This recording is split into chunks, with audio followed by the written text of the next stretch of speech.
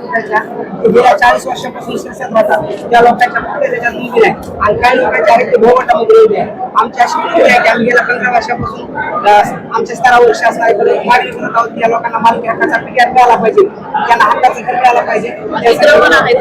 शासकीय 40 वर्षापूर्वीपासून. आणि दुसरा प्रश्न असा आहे की इथे बरेचसे भूमी लोक आहेत, त्यांना कुठल्याच प्रकारच्या रायशन व्यवस्थेचा फायदा मिळत नाही. तर आमची अशी आपल्याला मिळत आहे की तुमच्या स्तरावरून त्यांचा इथे मेळावा लावा कॅम्प शासनाचा आणि त्या लोकांना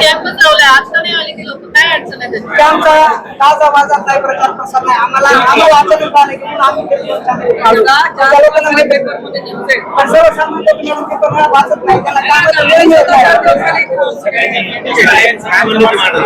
आमची एवढीच विनंती आहे की तुम्ही त्या लोकांना रायशन मिळालं पाहिजे, जे पात्र आहेत त्या लोकांना, त्यासाठी आपण कारवाई करावी आणि गांभीर्याने विचार करून त्याला कसा न्याय मिळेल ते पण आपण पाहू.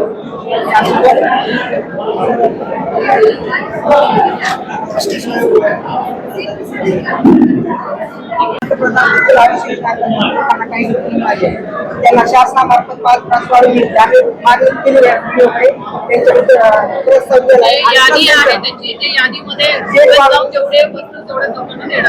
त्या लोकांनी 5 तास वाढवून